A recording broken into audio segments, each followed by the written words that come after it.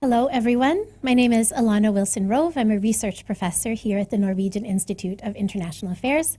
It's my pleasure to welcome you to this seminar on an important topic, understanding how to the challenges and how to address better the challenges of illegal, unreported, and unregulated fishing. It's a pleasure for us to also be able to include this seminar as part of our work at the Center for Ocean Governance to be addressing such a core challenge for sustainable ocean governance going forward. I'd also like to extend a warm welcome to all of you joining us in the digital space. We know a lot of you have signed up to watch the seminar from there. I will be posting in the comments my email address so that you can send in your questions and participate that way.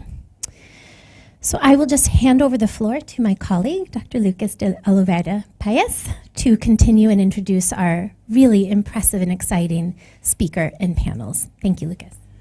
Thank you very much, Alana. Thank you very much, everyone, for coming. I'm Lucas, also a senior research fellow here at NUPI, and it's my pleasure today to host this event on the challenge for illegal, unreported, and unregulated fishing, and take stock on what has been done and what can be done on the issue. It's my pleasure to receive today Dr. Ifesinachi Okafor-Yarwood from University of St. Andrews, who is going to give us a keynote. And then we'll follow for a roundtable with Duncan Copeland from Trigmate Tracking, from our own NUPI, Stein Eriksen, and from Yves de Koning from the Norwegian Ministry of Trade, Industry and Fisheries. So without further ado, please, if you kind of come and give them.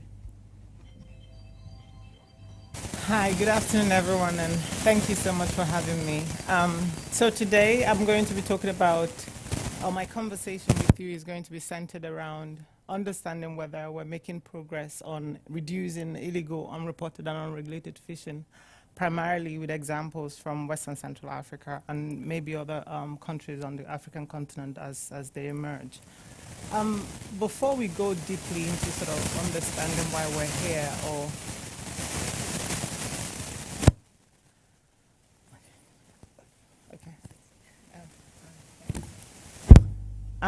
thank you.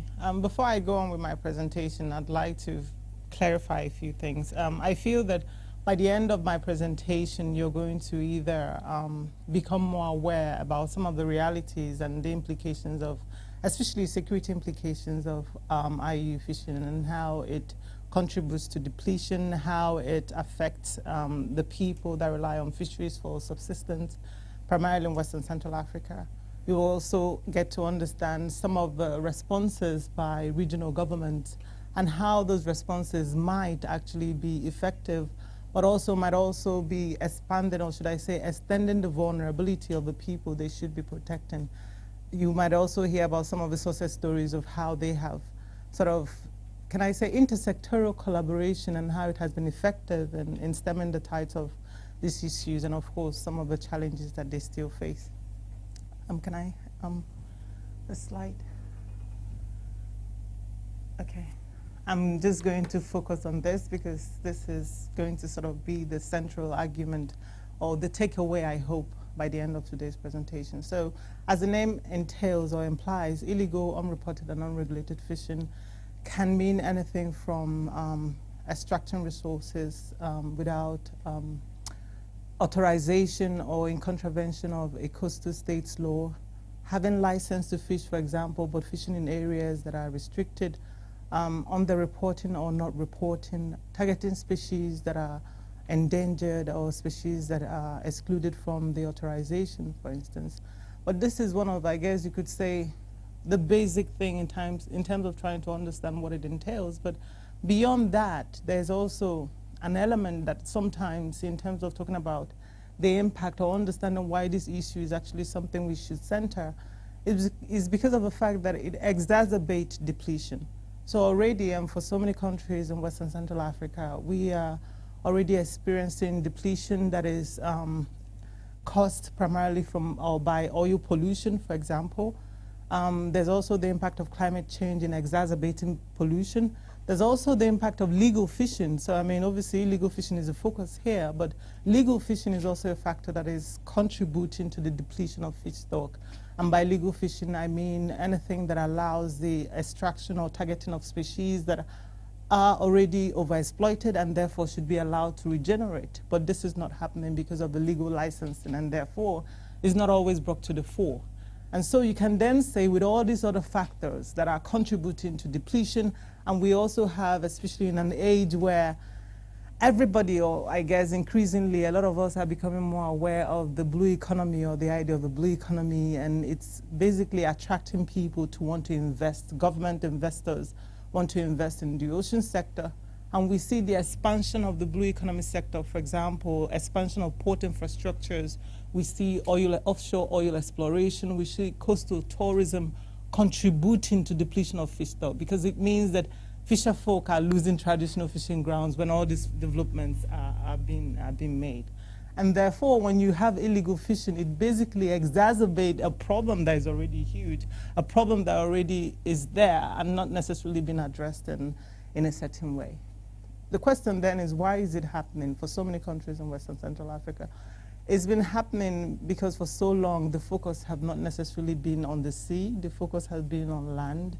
And if you look at the colonial history as well, you could understand the justification for focusing so much on land, and the fact that even now that we are seeing like what seems to be a regeneration, or should I say redirection of focus, wherein countries that were not necessarily investing or paying attention to some of the threats at sea are now paying attention to it. It's also more or less very difficult for them because they continue to have issues on land. Insurgency, terrorism, civil wars, and other issues have meant that they might not necessarily have the wherewithal to focus the kind of resources that they would have in that way, or channel resources in that way to the sea, or sort of investing or supporting the ocean sector. But beyond that then, what is the impact? I've talked about the role that it plays in depleting fish stock. What is the impact of IUU fishing, for instance?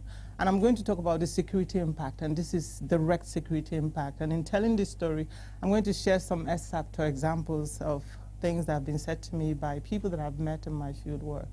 So for example, in the Niger Delta area, Bonny Island, for example, which some of you might be familiar with if you're familiar with or heard about oil pollution or heard about piracy, you might then know about the Niger Delta area. But fisher folk talk about how in the course of engaging in illegal fishing, industrial vessels primarily, and I think this is also an important point to note, that a lot of the illegal fishing that occurs in Western Central Africa is predominantly by industrial foreign vessels, vessels that are from distant water fishing nations like China, like Korea, like Russia, like entities in the European Union, so countries within the European Union like Spain, Italy, Greece, Portugal, and other countries that are able to extract resources from the region through licensing.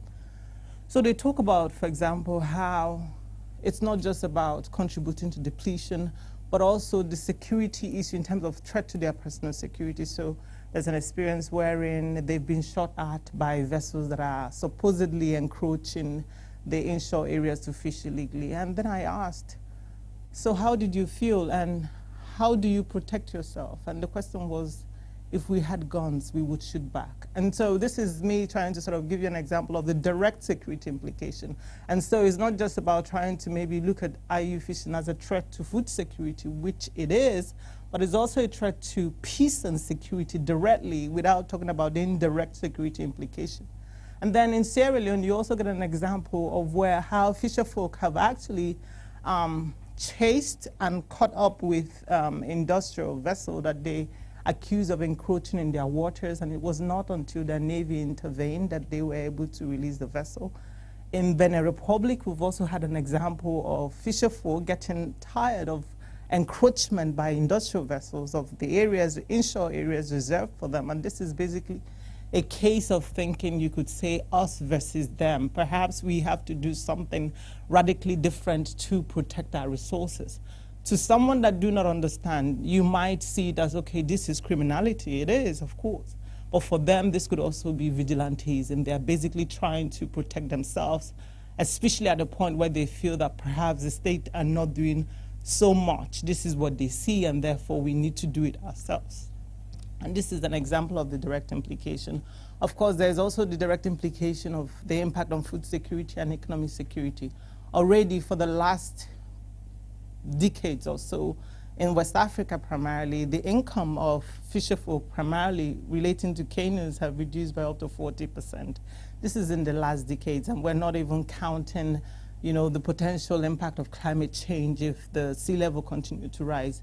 And again, the clandestine nature, and this is why I'm not going to talk about the economic impact on states, because the clandestine nature of a crime practically makes it impossible for you to allocate a true figure unless you maybe reconstruct data, which so many researchers are doing. So a lot of the figures we're seeing is actually data reconstructions. For example, in West Africa, it is noted that about 40 to 65% of IU fishing amounts or represents about 40 to 65%. And that's a lot in comparison to legally reported catch. And so that is a lot if you want to sort of quantify it. And these are some of the impact.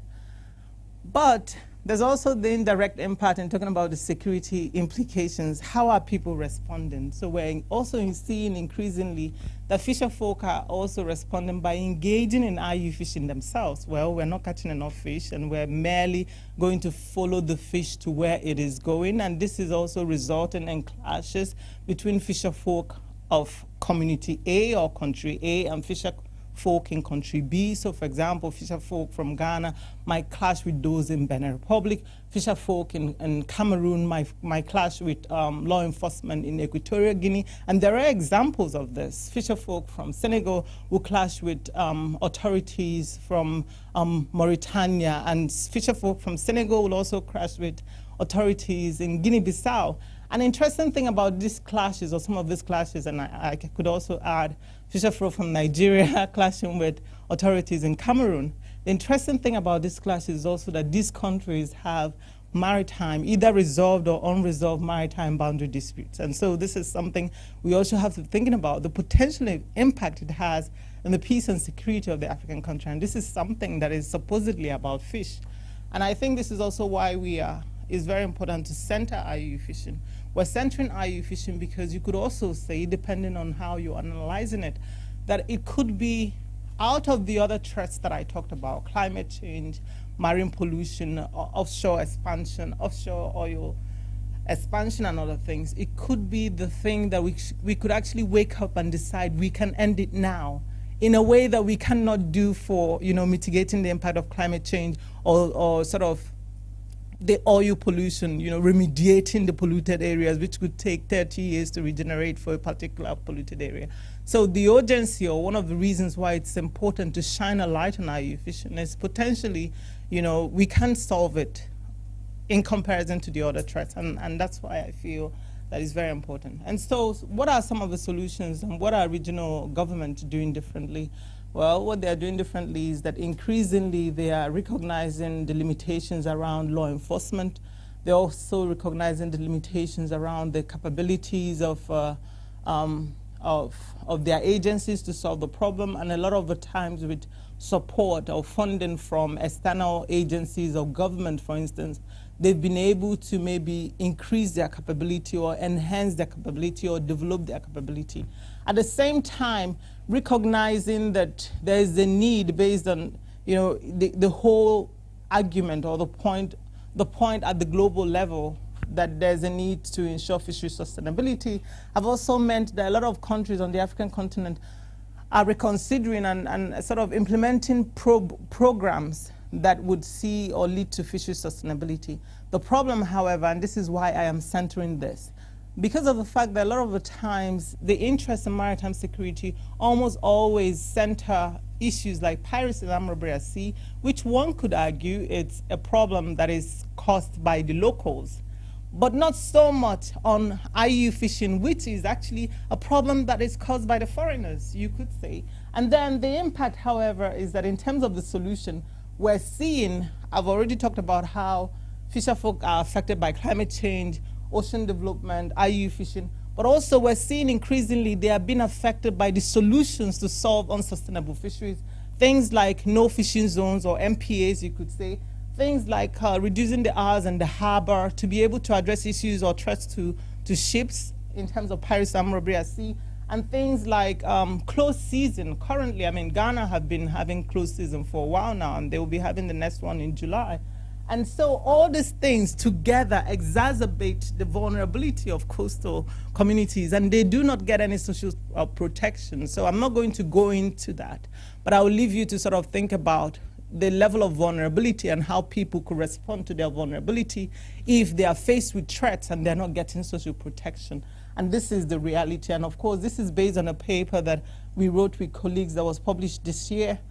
And then trying to think about a potential solution, we're saying that actually the African government, including those in West and Central Africa, are missing the mark because the solution lies there.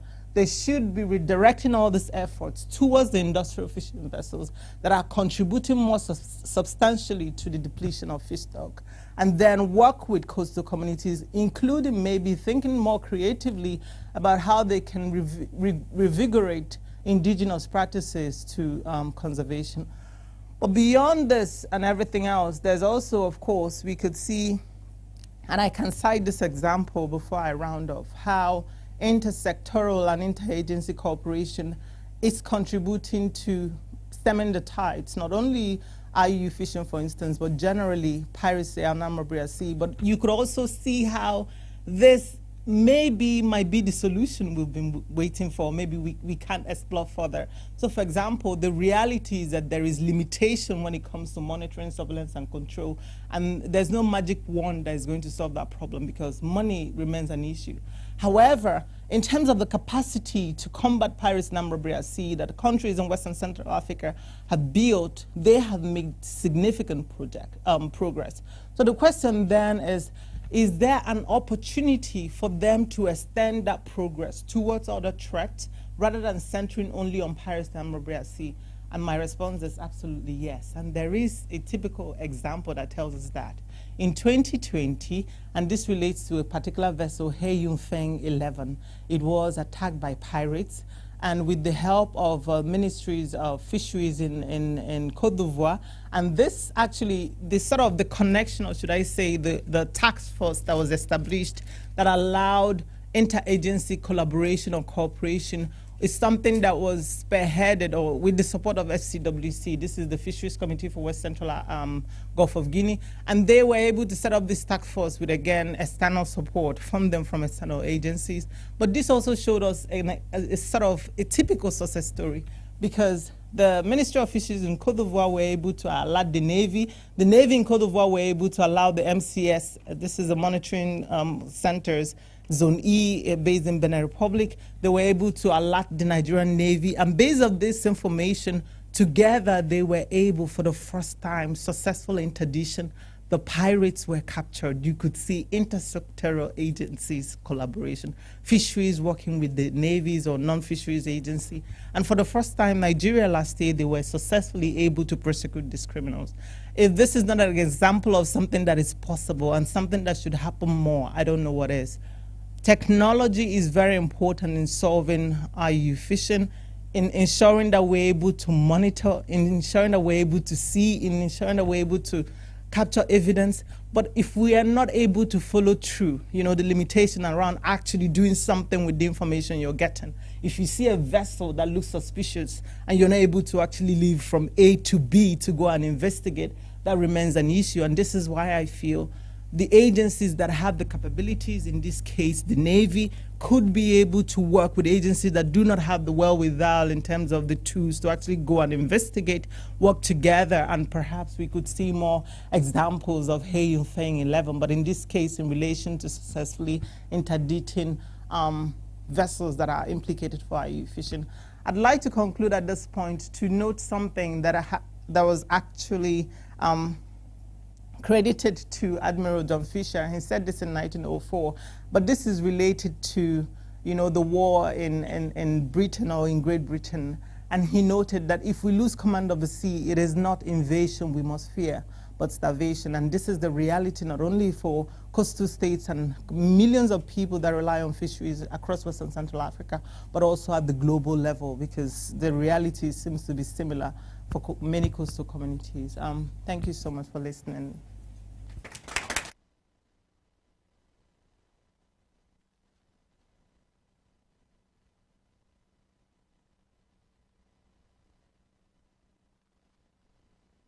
fantastic presentation. So now you can join or be joined in by the other speakers, so we can start a conversation.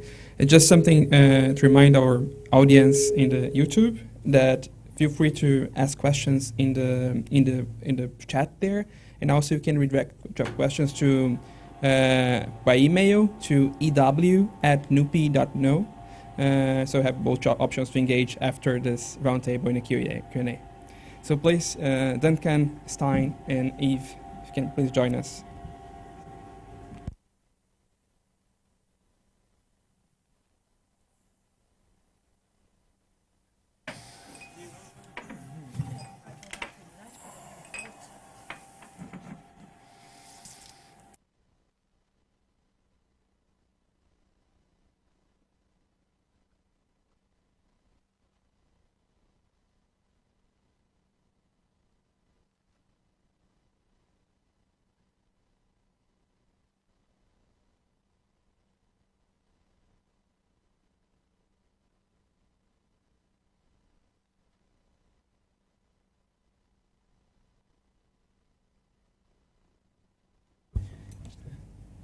Okay, thank you very much, you all, for coming. It was a fantastic keynote for us to start talking about this important topic today. So I just want to start off with a broader question for you to, based on your experience, how would you characterize the issue of IUU fishing, right? Like how you characterize its main consequences and the main challenges for addressing it. So just like if you can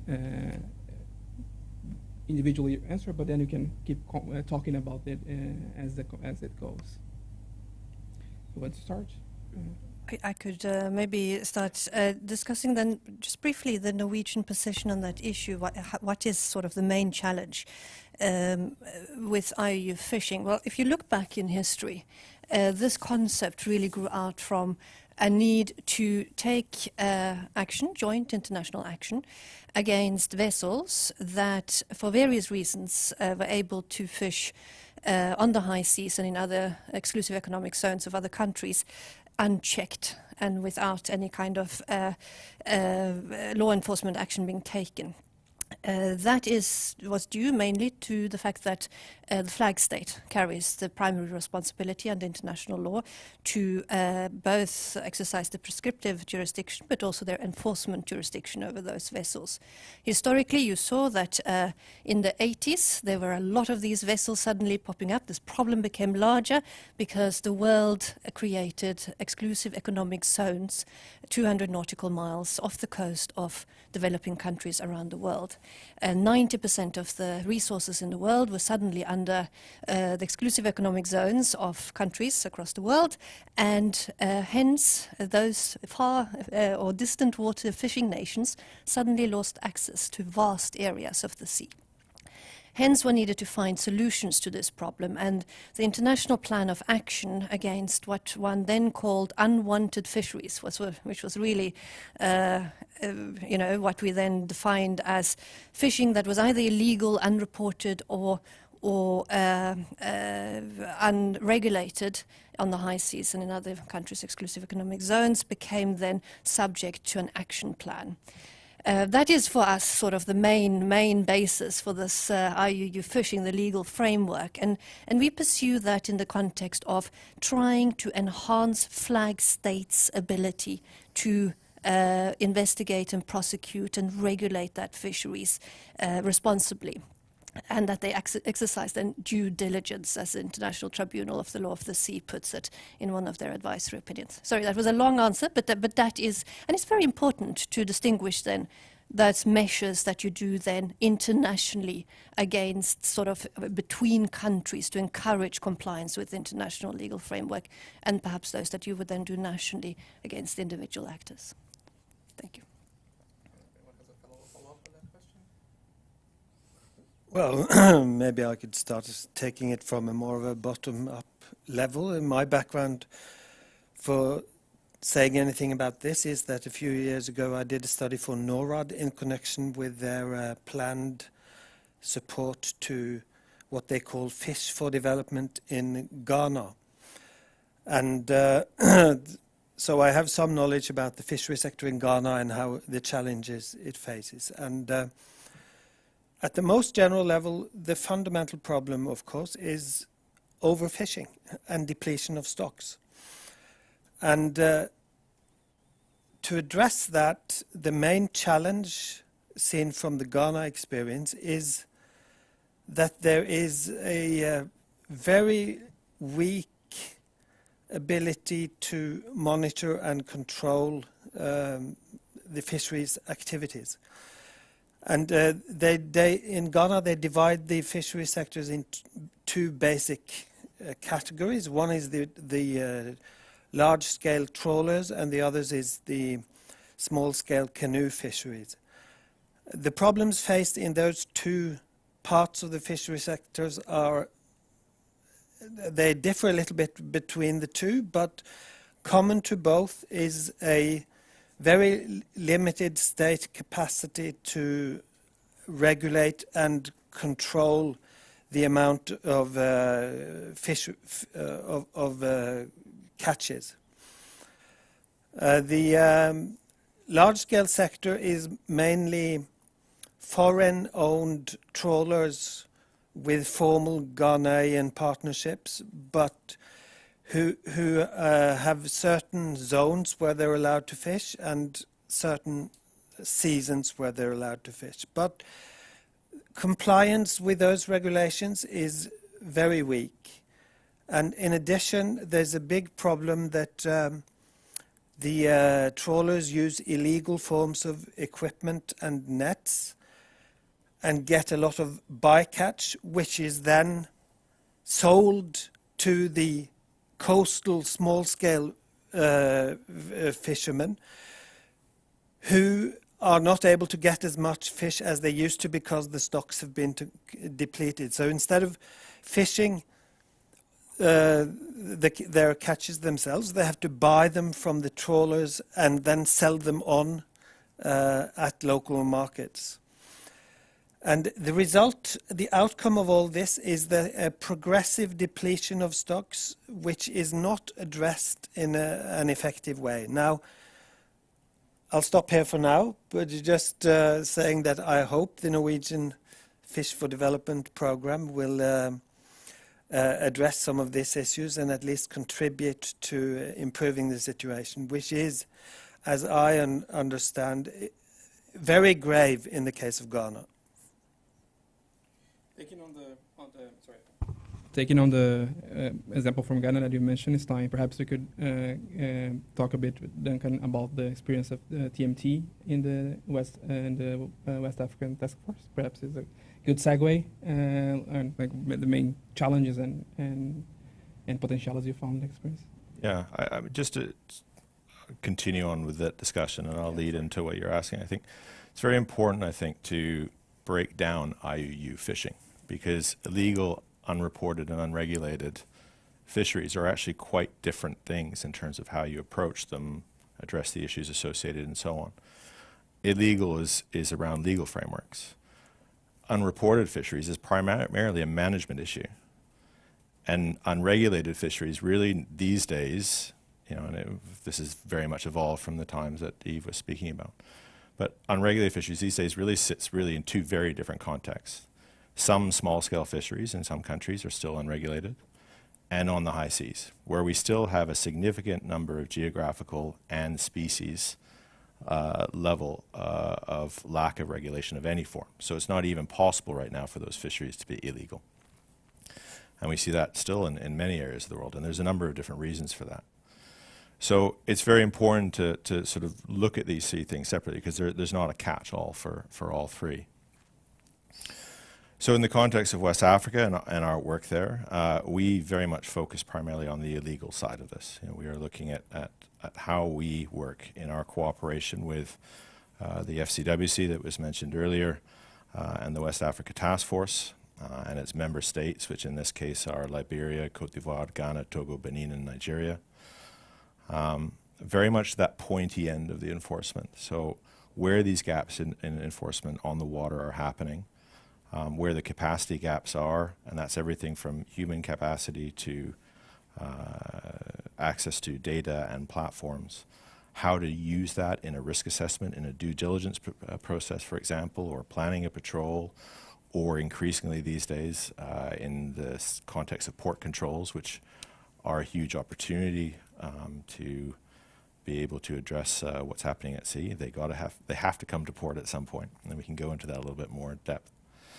So this is very much where the focus is, but it brings in these sort of three dimensions. So at the national level, each country has worked to develop what we initially called an interagency national working group. This has evolved in all the countries, but this is very much picking on what Eva was saying earlier about the potential, the need for interagency cooperation at a national level. You have to have fisheries working with coast guards and navies, with port authorities, with customs, with immigration, with a number of different actors. At the regional level, it's about making sure that information can be shared across the region. And we've created platforms where, bridging the Anglophone and Francophone language gaps, and where the information can be easily shared between countries. Requests for cooperation between countries can be made, and so on. And then, of course, lifting the issues that are happening at that region to the international. Because, as has been very rightly said in the introduction to this panel, the primary issue about illegal fishing is not driven by local actors, it's driven by international players. Though one thing I will mention to this, and we're actually bringing a report on this out tomorrow, this issue of flag state responsibility in both West and East Africa is rapidly becoming out of date, because increasingly it is foreign actors who are flagging into the local countries. They are flagging into Ghana, they're flagging into Cote d'Ivoire, Tanzania, Kenya, Madagascar. And this is a really, really important point moving forward on this issue, is that we speak of coastal states and port states, we speak of flag states, we speak of market states. The future on this is looking at beneficial ownership states and the responsibility that they have for nationals who are operating illegal fishing vessels but are under another flag. And as an issue moving forward, this is going to be a really important one, and this plays into the broader security issues and so on. Don't look at necessarily only at where the vessel is flagged, but where the benefits actually accruing, because they're not accruing in a West African country or an East African country. They're accruing externally. Yeah, just to follow up on that last point, making it a bit more concrete how it functions at least in Ghana. These trawlers are mainly of Chinese origin, but Ghanaian law requires that there's a formal Ghanaian ownership, so they're registered as Ghanaian vessels. But the way it works is that it's operated in practice by the Chinese, and the Ghanaian formal owner gets like a cut, say the figure we heard was $1,000 a month or something, to allow the Chinese to fish under their ownership with the boats that they formally own. But beyond that, the formal owner, the Ghanaian partner, are not involved at all. And since these is quite lucrative, getting $1,000 or whatever it is per month, this is something that this ownership is distributed to people with good political connections. So powerful political actors have an interest in maintaining this system where they get a profit share without doing anything, and where they allow the trawlers to fish the way they please, disregarding the problems of overfishing and depletion. So there's a big political challenge here in terms of being able to change this system in a situation where there's powerful political actors who benefit from it. And I'd like to sort of add something to the conversation and pick up from what you said. Politics is actually very important here. And in talking about politics, I also want to shine a light on power and who has the right to to say what is illegal. And I will share an example, and this is based on something that happened last year with the EU, the European Union, because it's important, I feel, for us to have a wider picture of who the players are. China are there, Russia is there, South Korea is there. Unfortunately, entities from the European Union countries are also implicated. And this has to do with an example of, we know that obviously under the fisheries agreement, this is sustainable fisheries agreement within the common fisheries policy of the European Union. This is what is guiding countries to be able to, go and enter agreement with countries. And so in 2021 or 2020, CFFA, this is a Coalition for Fair and Fisheries Agreement, wrote a letter to DG Mare. This is like the agency that is responsible for fisheries governance within the EU, to talk about an Italian vessel, not an Italian vessel, a couple of Italian vessels that's been implicated for illegal fishing off the coast of Sierra Leone. In Sierra Leone, this is where they had an agreement to fish, but there's been a couple of illegal incursions, and in the past there's been evidence of illegal fishing in the Gambia and elsewhere, and this was presented, but in relation to the encroachment of the inshore areas. It went through the legal teams, and last year, 2021, they responded. And what the legal team said is similar to what I'm going to summarize, that the lack of maritime delineation in Sierra Leone makes it impossible for us to deduce whether there's actually an illegal activity going on. And as powerful as the EU is, I have a preparatory diploma in law, so I can't speak to law in the way that you can, but I can talk about precedents. That if a country as powerful as the EU can set a precedent to talk about lack of clarity, of course, we can't put a wall in the ocean. There's so many disputes around maritime boundary delineation. So many other countries can also make the argument, so we can improve our laws around, fisheries law, and then tomorrow I say, based on this law, you are encroaching, you are contravening this law, and this is the fine, and you make the same argument. Where's the evidence? It's difficult, and the problem is actually that a lot of the illegal incursion has to do with encroachment of inshore areas. So, power, absolutely. And so we see how people also use their power. And this is also, for me, where I can come in talking about the consequences. The consequences in relation to illegal fishing, for me, I feel, especially for the saltwater fleet, is that there doesn't seem to be any. It is a low risk and high reward. If I fish illegally, I don't lose my subsidy because I'm not from here, for example. I have to buy fuel to get there. And if I lose those, the small benefit that allow me to go there and do all these things, maybe I would think twice about engaging in that illegal activity. So for me, I feel that the consequences a lot of the time is actually that there's none, for the reasons we've talked about, the lack of the limited capacity to actually successfully pin something on someone to say you're actually doing this, and so many other things, because the punishment maybe is not as severe as it should be. If I may just add on to what is being said here from Aoife, I just wanted to point out that although from the Norwegian position, because we are part of these negotiations internationally, developing this framework that pertains to IUU fishing, which is really an international framework for international policy on how to ensure that states adhere to their international obligations. We also do, of course, in parallel, and very much so, we have a very concerted action against fisheries crime, which is really what we speak of when we talk about illegal activities within the fisheries. Just yesterday, the Norwegian police issued a new threat assessment for 2022 on all the national threats in Norway. And what we would call underreported or wrongly reported catches is listed there as one of the 5 most important and serious threats against society and the labour market in Norway. And of course, there is a great drive in Norway to both nationally and internationally assist states and ourselves to prevent fisheries crime. When we do that, we devise very distinct policies. We understand sort of what's the criminology behind it, what's the drivers. For instance, myself, I've been placed at right next door here at Economic Crime Unit now for 1.5 years to assist Norwegian police develop that intelligence framework on what goes on in our fisheries sector. When we do that, we see that what happens at land is very much connected to what's happening at sea and also internationally, the structuring, restructuring, the changes in crime trends and so forth. The way to target that activity is by devising really strategies, measures that would enable close vulnerability gaps in terms of legislation, put in place concrete measures such as monitoring and so forth of that activity, and need be it prosecution and penalties.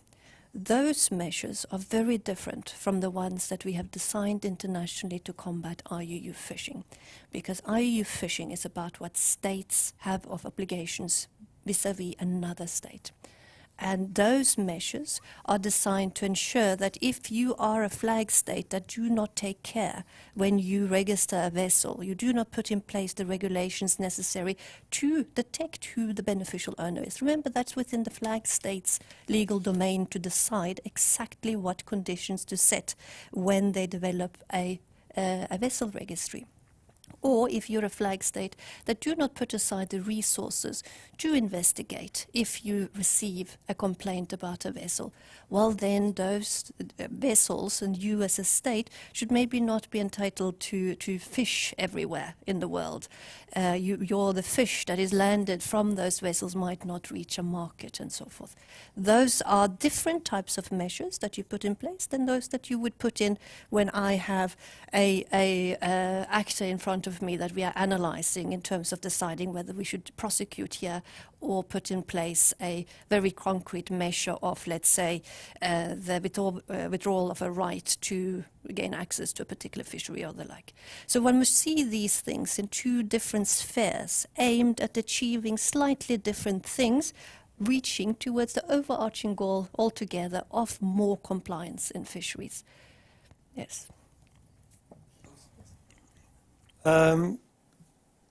We've talked so far mostly about illegal fishing, but my experience from Ghana is that unreported and unregulated fishing is at least as large a problem as the actual illegal fishing. The statistics in terms of total catches are not reliable at all, and there's a massive, everybody agrees that there's massive underreporting of actual catches. So how much that is actually caught, nobody really knows. This applies both to the large-scale trawlers, who are only obliged to self-report.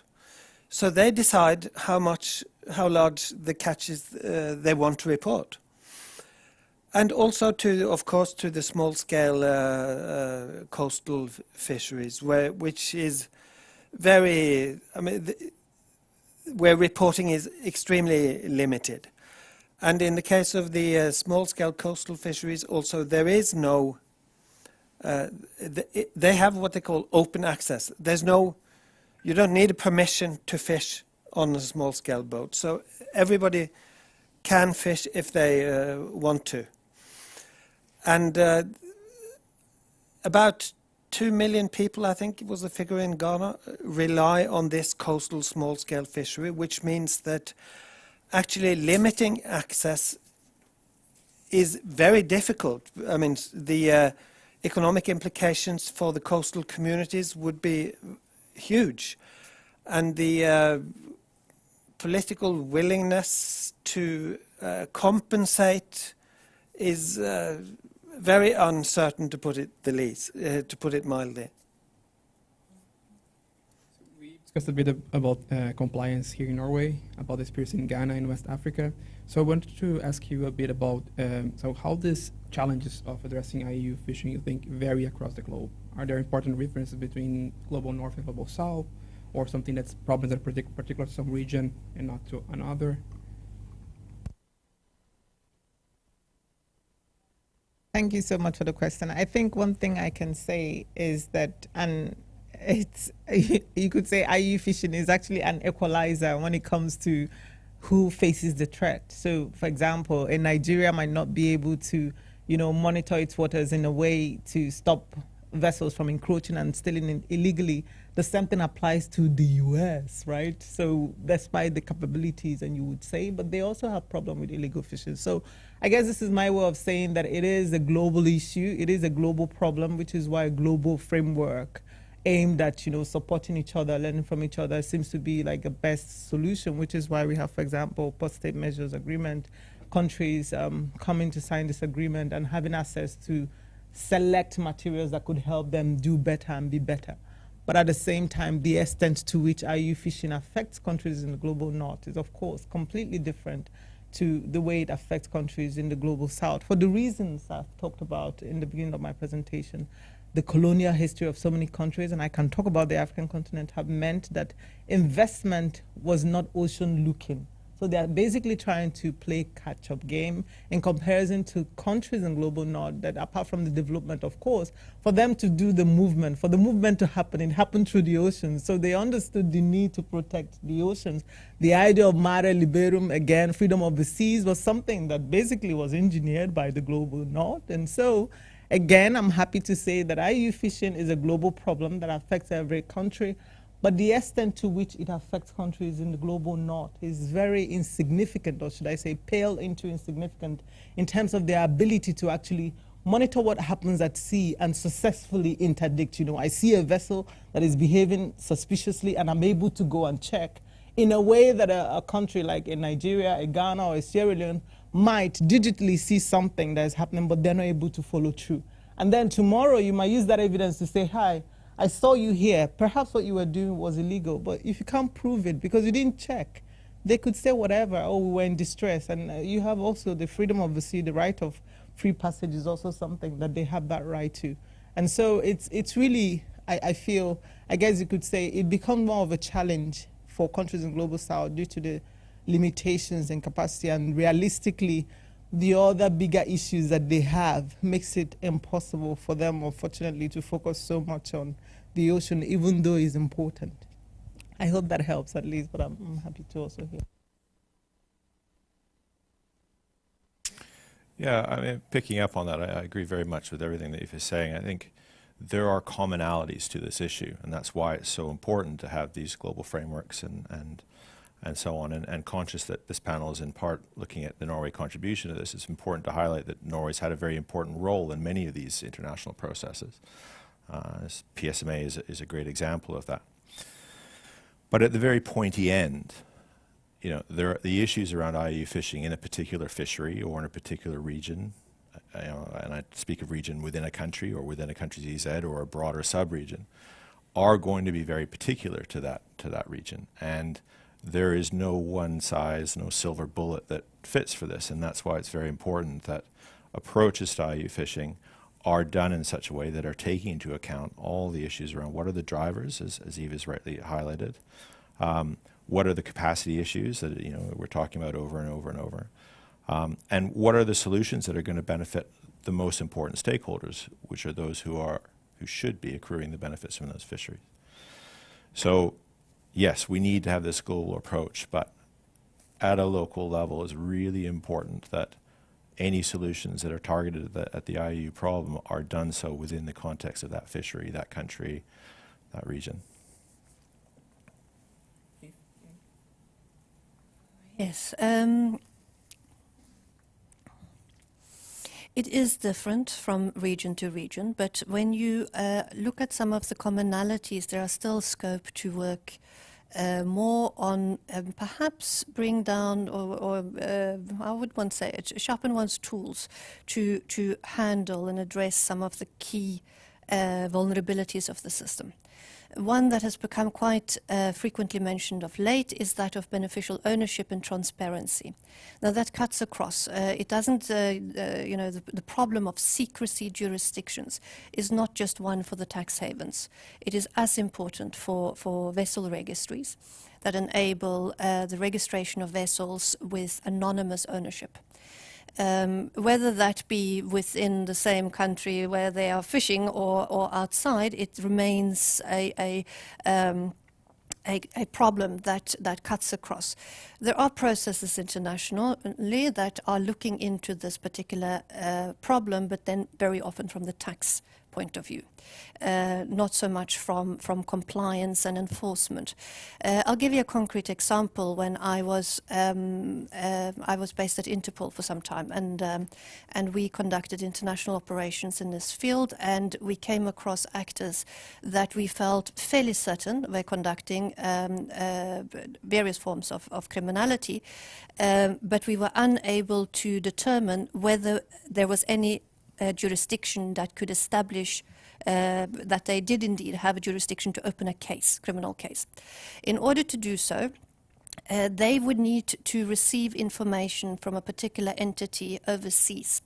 And so they approached that entity for that information, whereupon that entity came back and said, no, we can't respond because you can't open a case. And so you are in a catch-22. You need to get hold of the information to determine whether you have a case, and you need to have a case to get hold of the information. And that kind of perpetuates throughout as long as you enable secrecy to take place with the registration of vessels. And again, you're back to flag states. It is the flag state that is entitled to set the conditions for registration of vessels. It says so in the International Law of the Sea Convention.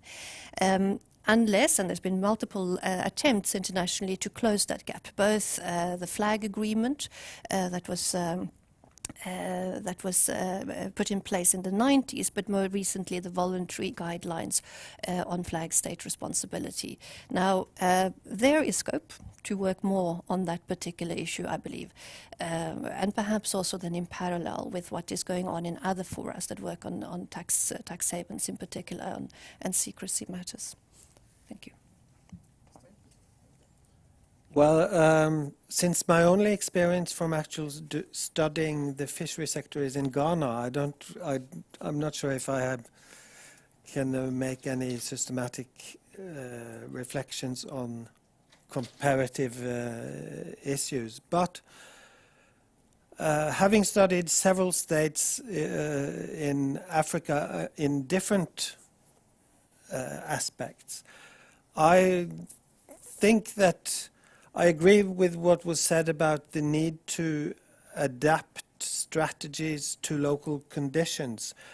But I think there's a fairly common problem that one is facing is the problem of state capacity. And that unless that is somehow dealt with, you're not going to get anywhere. And that probably makes, although some of the problems are the same in Africa as in Norway or the US, the fact that you have more state capacity should make it at least easier to address the problem in the global north. I think that's a great segue to one problem that it seems to be crucial here, which is the problem of implementation, right? The implementation gap in the whole maritime regime in general, but specifically in IUU. So I just want to ask you to reflect a bit on how international cooperation in general can help address the implementation gap, address these multiple contexts, the difference across contexts, and particularly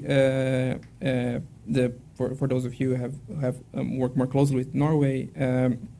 Where Norwegian expertise can add to that, and what's the potential for further action in bringing about this, closing this cooperation, this implementation gap?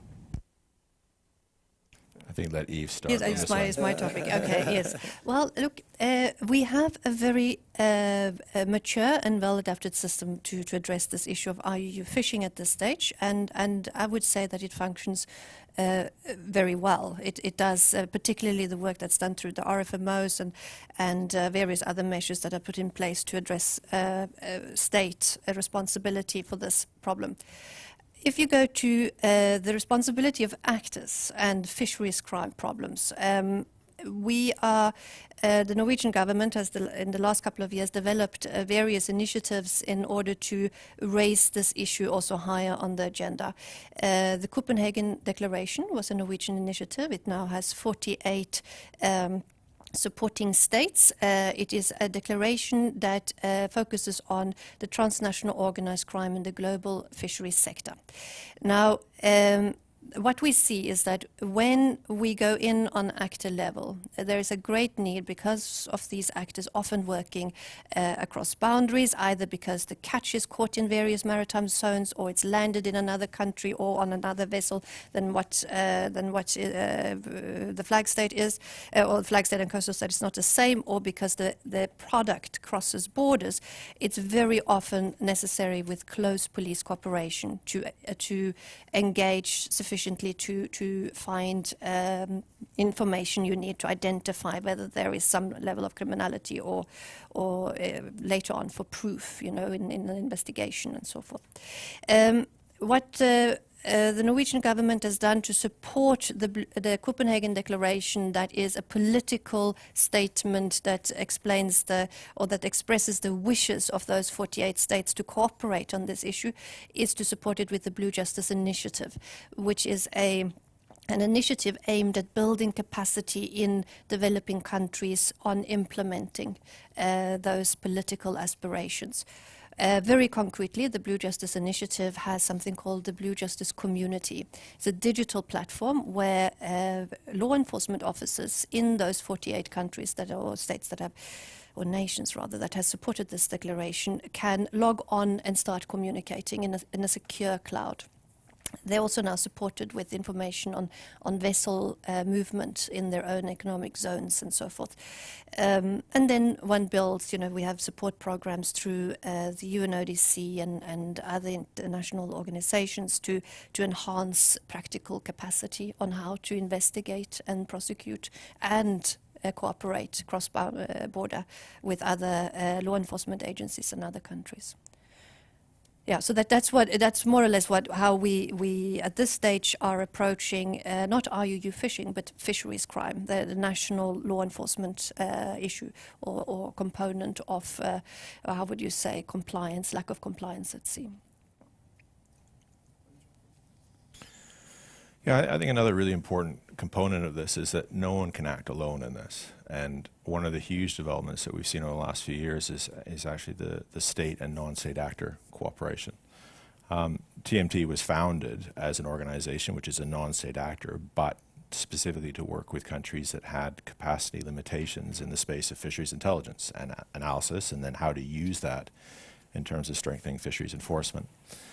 And we've always been able to work very well with developing countries in that context, but historically it's been much harder to work with the big actors in this, the US's, the EU's, the Canada's, Australia's, and so on. But we're seeing a hugely rapidly development in that space now. And some of this is geopolitically driven. The rise of China and its role in maritime space, of course, is a huge concern to the US. And of course, fisheries is a big manifestation of that. And the US government is looking at what their capacities are in this space and realizing that there are a lot of non-state actors who are better informed and in many cases better equipped than they are on the information around this issue. And we're seeing that right across. And at our level, we're seeing that very much at an operational level. Increasingly countries like the US, UK, France, and so on are making vessels available, for example, where they put ship riders, nationals from the countries on board to be able to conduct patrols. Fisheries focused, but also broader maritime security as well. We as a non-state actor and others are increasingly very much part of those processes. We are informing the intelligence picture before the patrols go to sea. We are supporting those patrols live. That's also very much conducive, for example, for a cooperation with the FCWC, who have now established a regional center as well, in part under Norwegian funding support, who are also starting to play a role. That case that Ife mentioned earlier about the vessel that had a pirate attack, was tracked by Côte d'Ivoire and so on, that was all coordinated through that regional initiative with support from non-state actors like TMT and so on. So this is a really important development. We're seeing a huge movement on this right now. It also addresses another challenge, and that is that there has been a proliferation over the last few years of platforms, of projects, of actors in this space that have not been very well coordinated. And very often, you are walking out the door, working with the country, and someone else is walking in the door behind you. And too often, if not exactly the same, but very similar solutions are being offered. And this is particularly true around platforms providing AIS and vessel monitoring systems and so on. So there is some nice movement now here in terms of getting better at all the different actors in place, non-state, state, local CSOs and so on, in terms of the role they play, making sure there isn't duplication, that there is good coordination. There's a long way to go, but it is getting better slowly. We ourselves, just this year, and this is going to be publicly announced in a few weeks, but we've started a new initiative called the Joint Analytical Cell, where we're working with another non-state actor, Global Fishing Watch, which has a very public, is making vessel tracking data public, with an intergovernmental institution called the International MCS Network, and now other partners, to better coordinate our efforts. So we are not overlapping, that we are taking advantage of the strengths and weaknesses of each organization and so on, to better coordinate these things.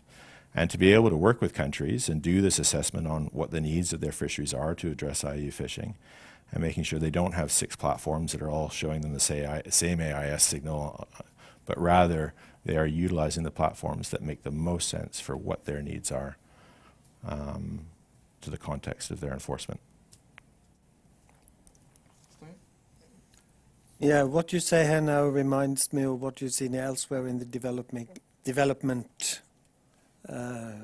sector, in that it is a big problem in many cases that although everybody recognizes the need for international cooperation and coordination, there is a tendency that all the different actors come up with their own action plans and their own formats and their own reporting systems, and it's not coordinated. So the recipient countries get overburdened with having to deal with all these different donors and actors and formats and programs. But I think to raise another issue that you brought up in the introduction here about some new technology can potentially be of huge use in this. Both of you mentioned these vessel tracking systems. I mean, there are limits to that. As in the Ghana trawling sector, they had these tracking systems. I saw the screens myself where you could see where all the trawlers were at any given time. So they track their movements, but they don't track their activities. So they couldn't see what they were doing there, how much and what types of fish they were catching, what type of equipment they were using, whether they were selling it to the canoe fishermen and so on. And although they also had inspectors on each trawlers, the problem was that these inspectors were either intimidated not to report if they saw any irregularities, or they were bribed and given payment in order not to report any illegal activities. But so vessel monitoring and controllers on board are not sufficient. But perhaps drones or satellites or more efficient monitoring technology could at least go some way in addressing these problems. Thank you so much. I think I can just say from what everyone else have said that the global aspect of things is absolutely important and central to combating not only IUU fishing but other threats, primarily due to the transboundary nature of fishing itself. It goes from A to B, so you cannot but collaborate. But what the global consensus does for maybe countries in the global south, for instance, is that they have a platform, for instance, of so many other nations that might be ascribed to these regulations that they can learn from. when we talk about PSMA, although not all the countries on the African continent have signed up to it, Nigeria actually only recently, after so many years, which is amazing, they get access to this platform, right? A list of global vessels. And if you use it rightly, and which is also something at the FCWC level with the Regional Monitoring Center, they're also able to have access to all the vessels that are licensed in the country, member countries. It means, therefore, that if a vessel comes to register with Nigeria, for instance, they can check that list to see whether there are things that they should be worried about. So this also not only, they shows or shines a light on the importance of that global, regional, inter-regional, or interstate collaboration, but also points to the issue of transparency. Because for this to happen, you also have to be willing to be transparent, which increasingly so many other countries are sort of becoming open to. But at the same time, the solution is global, but the problem sometimes seems to be global. And I'll give an example with the AIS, and this is the point you made about knowing but not seeing what they're doing sort of made me remember this. When it comes to pirates and armed robbery at sea, and in the case of, because of security concerns, there's a caveat when it comes to the provisions of IMO, International Maritime Organization, that vessels, especially shipping vessels, are required to have their AIS on. This is something that monitors. But if you feel that you're at risk, that it might be transmitting information to people that might endanger your life, for example. So as a captain, I might feel, oh gosh, I think I'm at risk, and I will switch it off. But switching it off from a fishing vessel, I can also switch it off to fish illegally. A lot of the fishing vessels go dark in the region. That's how they're able to, you understand? So unless, again, this whole point of technology, it's important, but we also need to be able to go and check sometimes. And this is why I feel, given the financial commitment needed, is expensive. And we can't expect countries to all of a sudden start buying vessels. How would they maintain it when they also have other issues? But if we have collaboration between those that have the vessels and those that have the knowledge, for example, which, intersectoral collaboration, maybe it will make it a lot easier. We now have the law. We now have people that are knowledgeable. The loopholes will still be there, but at least it means that we can catch people, and you pay the price and hopefully be blacklisted as one of the consequences at the national level or regional level, and then at the global level, you can lose your subsidy. And maybe, this might help us finally get to a point where we can address illegal fishing. Thank you. That's great. Yeah. So just to finish off, one final question. I would like to invite you on a more positive note to reflect on what you think is what has the greatest potential for us to address the issue of IUU, not only in its enforcement side, but also in its food and human security consequences. So just final reflection for us before we open for questions. I think I can go with what I call, at least for countries on the African continent, we're seeing increasingly stories of ocean optimism, how communities are no longer waiting. You could say that, okay, the government might be busy doing something else. Let's come together and help ourselves. They are collecting information, either supported by CSOs and reporting to fisheries agencies that we saw this vessel, we saw this, providing information. And even countries like Ghana, there's actually an app developed with the help or with the support of EJF, and community members can actually collect information on vessels that are suspected of engaging in illegal fishing. I feel that this is a positive example. We have examples of cooperative societies coming together. The depletion is there. They are threatened by it, but they need to find a way to make ends meet.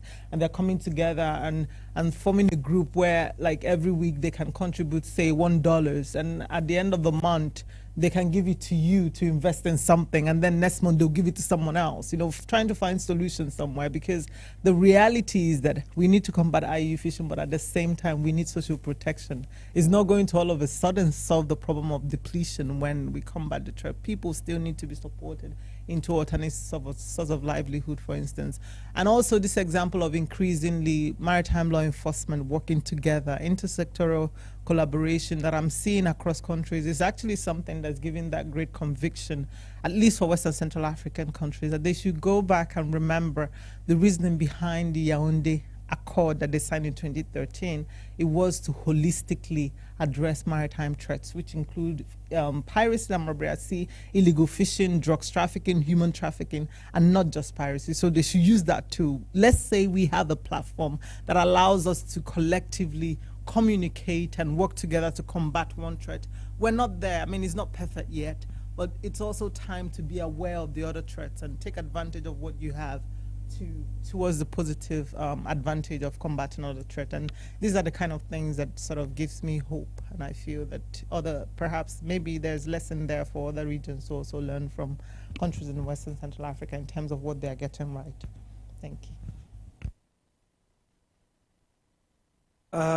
Yeah. Well, overall, doing this study, I found rather depressing.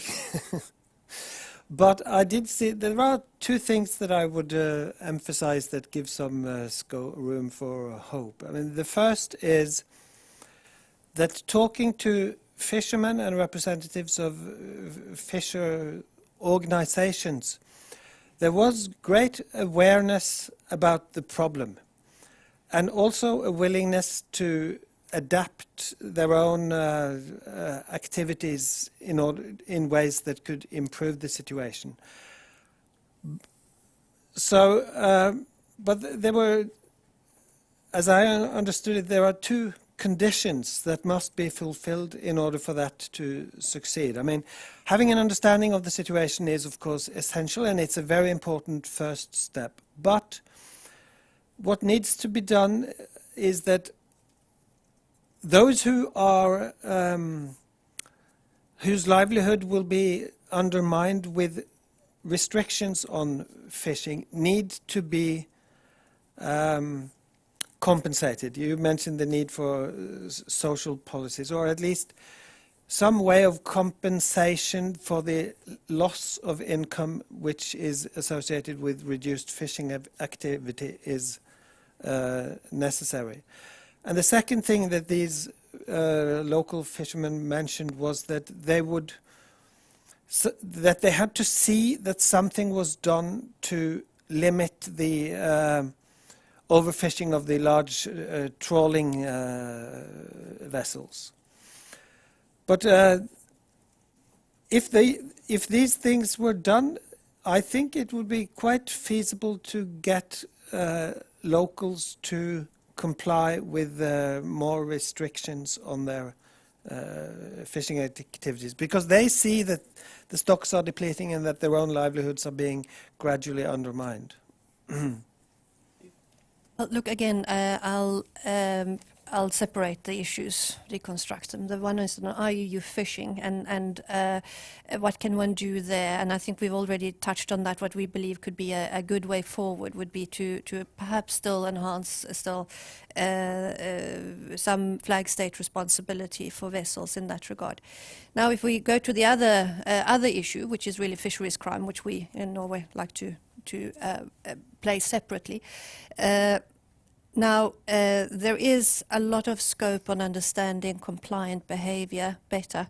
One of the measures that we put in place at the ministry now is that we do a dialogue with academia on where we ask experts on various forms of crime prevention measures to give us their insight, absolute insight on how do you change behavior.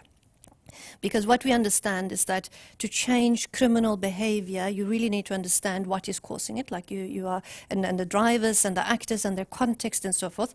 But then you also need to understand the solution part. If you do X, what will happen then? And how often, how will you monitor that what you're doing is actually having any effect and so forth? You will approach small-scale fisheries and the non-compliant behavior within that context very different than from large-scale industrial fishing fleets. And in Norway, for instance, we have the full range. We have small actors and we have multi-billion kroner concerns, right? And we have to try and find ways in which to create compliance within this. There's no silver bullet for the future. There's no swift action that one can put in place to solve the lack of compliance within different sectors, actually, if you, or different segments of a sector. What you can do is to invest in understanding the problem. And once you understand the problem, also invest in understanding those that can solve that problem.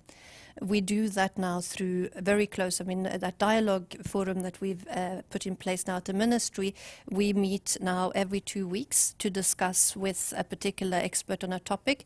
We're about 30, 40, sometimes even 50 people from across the country in different sectors, tax, fisheries, customs, police, ministries and the like.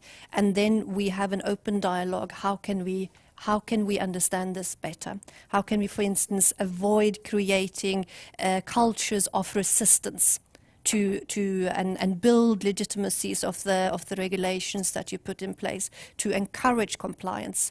How can we ensure that when we ask a police to investigate, they investigate an actor that really needs, there's no other ways to stop that actor than doing it in that way? We hope that is at least, we hope that might assist us on the path towards better compliance within the sector. So, very brief sort of overview of opportunities moving forward. As I just sort of said, I think a huge opportunity is that we are all talking now. In any one day as an organization, we can be talking to, planning, executing, cooperation with UN agencies, with individual countries, with other NGO partners, right across the board. And this coordination and increased sort of understanding that everybody has a role to play and that there's a lot of work to do, so duplication is silly is really important. I think the opportunity that's presented by technology is an important one. It should always be highlighted that technology should just be there to help human beings do their job. It's not a solution in itself, which is, I think, misunderstood sometimes. But nonetheless, technology, and particularly data, is becoming more accessible. It's becoming cheaper, even free in some cases. And the opportunity to utilize it is really there.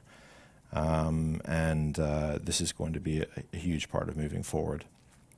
If I had a wish list, I should highlight that ultimately, if we're talking about distant water fishing, and that's legal fishing and the overfishing that comes with it, but as well as the legal side, you can count the number of countries that are really involved in this in a distant water fishing vessel capacity. Less than 10. In the context of the beneficial ownership and this phenomenon, we're seeing more and more vessels flagging out from where their ownership sits. Every single case that we've investigated generally leads back, and almost every single time, to one of those main distant water fishing nations as well. There are not a lot of big actors who could make a very significant difference in this space. And there is one actor particularly, and that's China. When we started in this work a few years ago, 50% of the cases we worked on involved Chinese actors. In the African context now, we're up to probably over 90%. So one nation could make a really big difference in this space. Now, that's not to say that there are not a lot of other important actors and initiatives in there, but China is a really important actor. So if I had a wish list to see more engagement by China, particularly in its international fisheries, would be huge. Thank you very much for this great panel. So we now have time for some Q&A from the audience here and online, perhaps. Any can take a few questions, please. Yeah, I can give you the mic, probably. Thank you. My name is Johan Williams. I was earlier in the Ministry of Fisheries. The discussion, and thank you for the invitation and thank you for a very interesting panel. But I feel that you are mixing the issues. The Ghanesian example is mainly an example of typical developing country fisheries problem, where it's not an IUU issue. It's an issue of fisheries as a last resort, which you really cannot handle. Denying people fishing is to take the livelihood. And the countries where this is a case, they don't have public resources to compensate for denying people to fish. And that you license foreign vessels is linked to corruption and the general problems many countries have in that. And it's not, nothing is illegal. It's legal fishing going on in Ghana. And the main global problem is that the legal overfishing is much bigger than the illegal overfishing. Thank you. We go like a few more, very rounds. And Elena has one from the audience.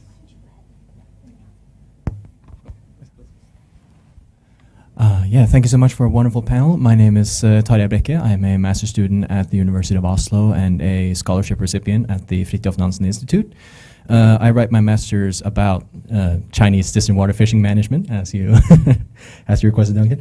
And I suppose I have two questions. One is regarding TMT's catch of Chinese IUU actors in West Africa. What criteria are you using to let's say designate the nationalities of these vessels? And the second one is probably for Eve, or for the panel in general, I suppose. To pull it down to the micro level, what do you see are the significance of the crews on board the vessels and their, so to speak, their behavior? In the case of Chinese distant water fisheries, at least, some of the interviews I've talked to, they talk about 1/3 of the crews being from Vietnam, 1/3 being from Indonesia, 1/3 being from the Philippines. Maybe the officer staff is Chinese, maybe not. And there is a very big culture on board that is literally just, we get on board, we stay on board for 6 months, maybe we go home, buy a house, that's it. I don't want to get involved with fishing any more than that. I don't want to put in the resources to learn anything related to management. So are there any international initiatives to increase competency when it comes to fishing management policy? Thank you. And now for a few last questions from our online audience. I got in 4 good questions. A few of them you've addressed towards the end of the panel, so I rewrote them a bit and pushed them together. But thanks for the questions coming from our digital audience. So one question related to this issue of China or other main actors in IUU fishing, and thinking about Aoife's presentation and how she pointed to how this links very closely to both indirect and direct security issues. Is fisheries governance, they wrote, connecting to other foreign policy issue areas in international cooperation? And would it be, if not, is it a smart thing to do, or best to keep the question of IUU fisheries separate from other global governance or security issues? And then the second question, or actually a couple related to this private sector, that Duncan was describing this complex actor picture and a lot of NGOs and states, and this listener was wondering if there was also a company aspect. Is there sort of a commercial interest in the picture, and how does that get expressed and dealt with? Thank you. We have about 6-7 minutes for the question, so who wants to take the first? I could just quickly, just to follow up on Johan Williams' thoughtful comments there. Absolutely, I agree with you that what we're dealing with when we talk here about this experiences of the coast is really about fisheries compliance, and care must be had, because there are drivers that lies underneath that could be really just a subsistence and a need to forge a living, and that you have to treat very differently than the other global issues of IUU fishing.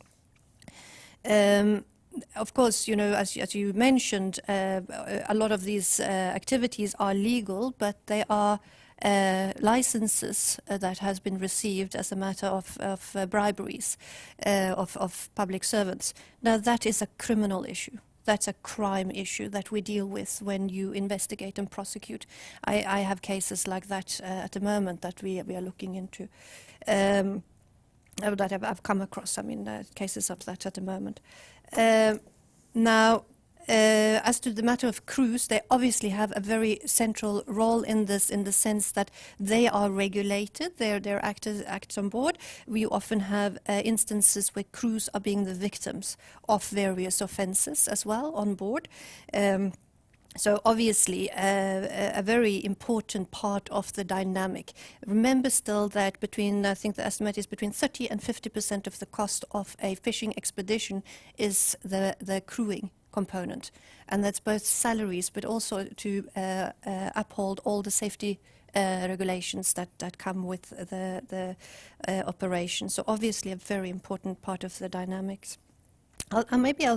I'll leave it there. I note that there is this issue about whether IUU should be part of the security agenda. I mean, this has obviously also been discussed in the Security Council, I think now twice, on 2 occasions already.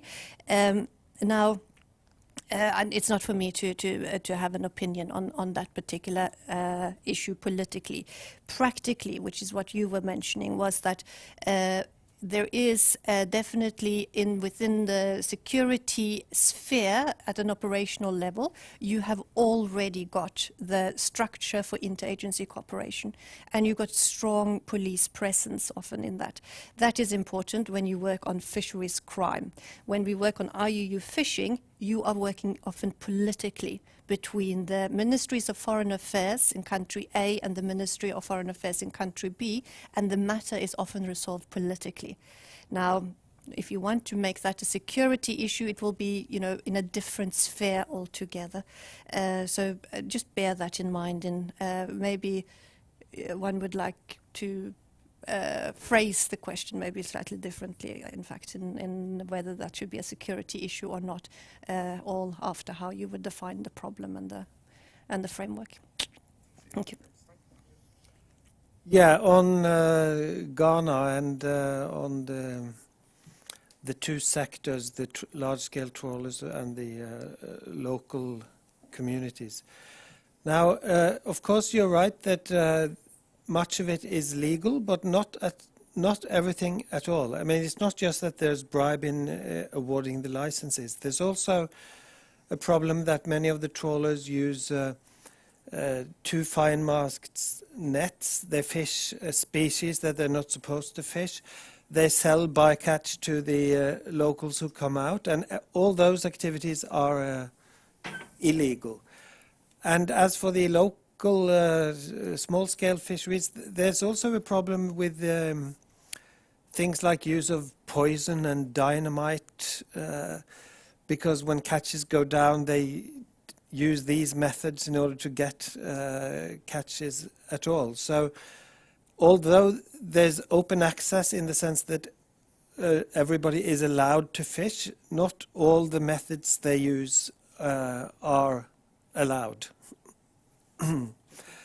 Just there was one other thing. Of course, if you restrict locals to fish, they lose their livelihoods, and you indicated that it's impossible for governments to compensate them. Well, they may have limited capacity, but it's not impossible. I mean, the government in Ghana, for instance, gets substantial revenue from oil, which it could use to compensate local communities whose fishing activities are limited. That's just one example. So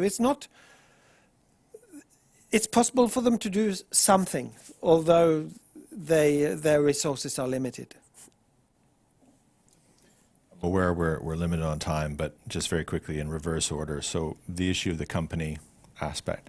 Of course, I mean, the private sector companies have a big role to play, both because it's fishing companies generally who are fishing. And of course, as been highlighted over and over in this panel, what we're trying to achieve is a compliant fishery.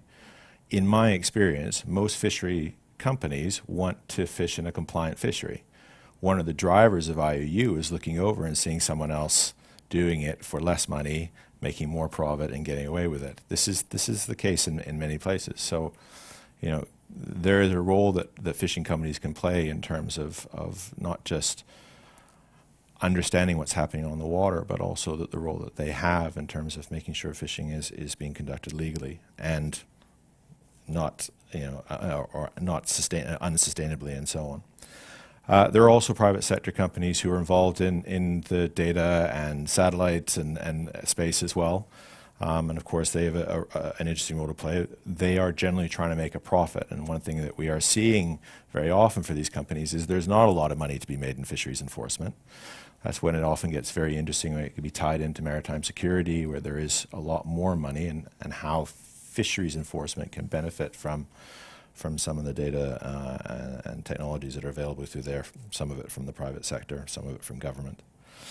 I'm very happy to talk about how we identify Chinese ownership and involvement, but that's a very big conversation, so maybe we can take it separately.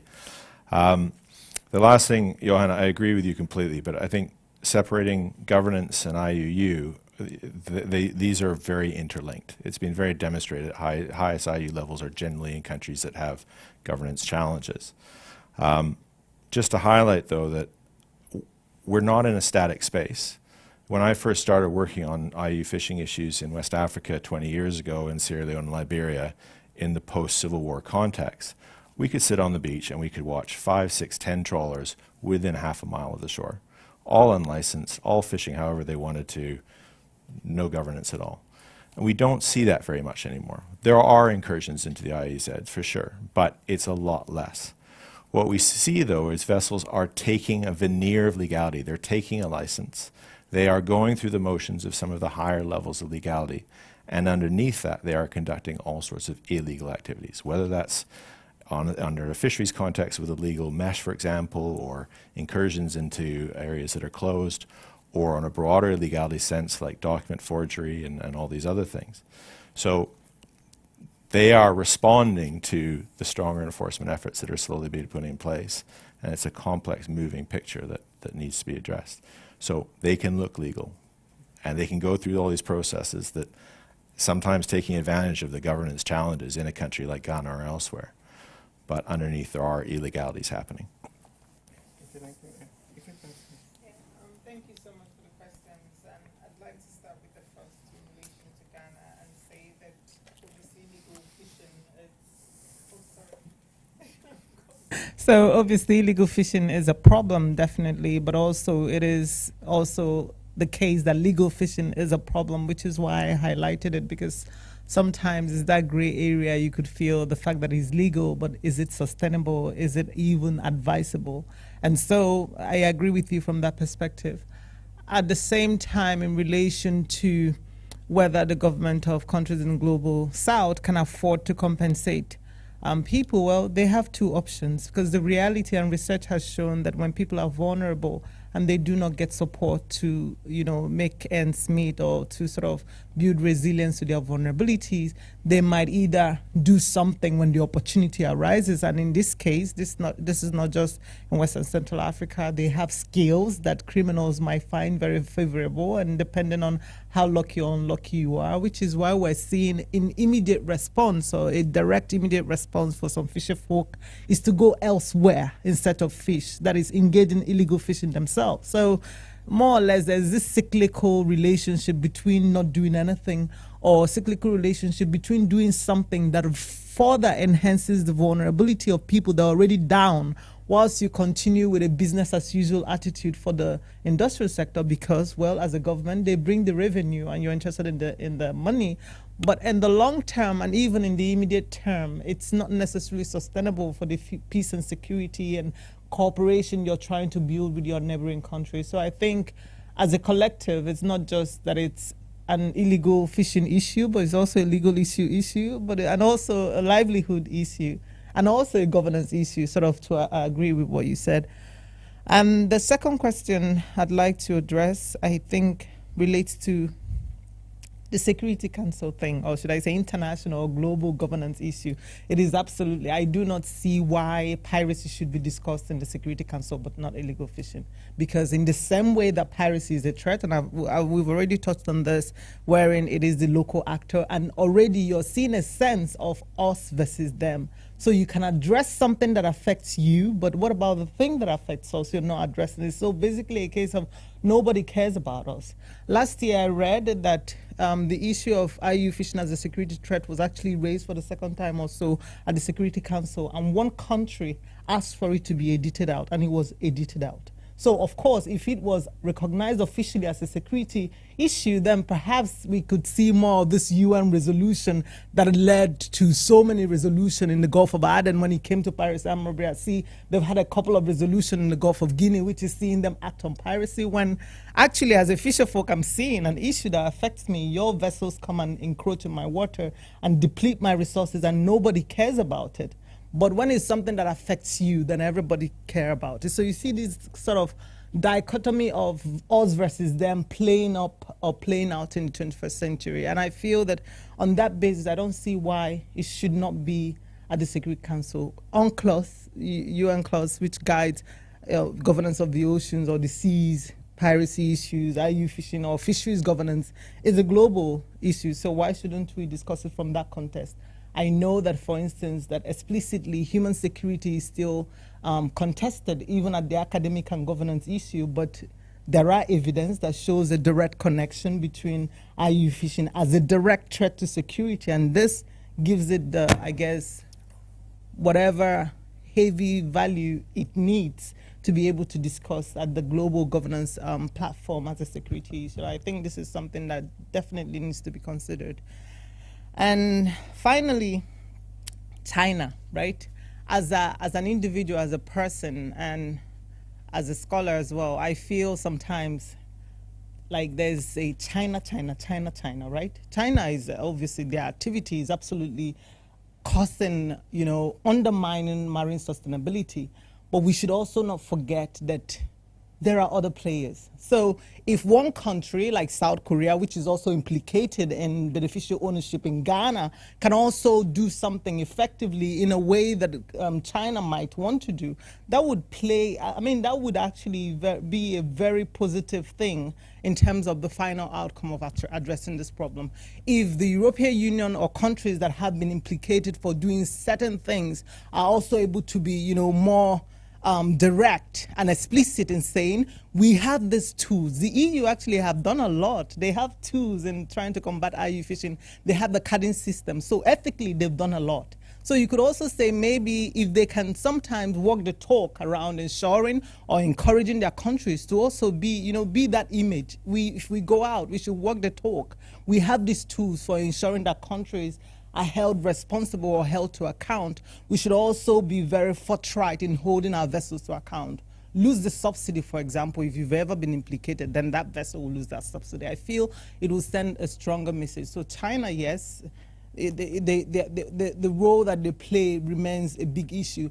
But when you've created a precedent for someone to make an excuse, and unfortunately this is what we're seeing, there's sort of whataboutism when it comes to fisheries governance. Oh, you say, oh, we've done this, and they say, what about your country? And we see diplomats actually openly doing this. Oh, you sort of chastise us, but you did this last year or something like that. And I feel that, it is genuinely time from the global perspective to do something radically different, no matter how difficult it might be, to ensure that they support countries to stem the tides of IUU fishing, because there are other issues that are exacerbating depletion, that are pushing people to vulnerability, and they do not have social protection. And I think that is something that is really worth considering and thinking about what we can do differently to support some of these communities while also encouraging greater enforcement, improvement of the rule of law, and every other thing that we've talked about today. So thank you so much. Very much, Ife. So we're about 10 minutes over time. So let me just, we are to tell us about the engagement of the conversation we had. So let me just thank the panelists, thank the audience both here and online. And yeah, let's finish off with a round of applause for our panelists.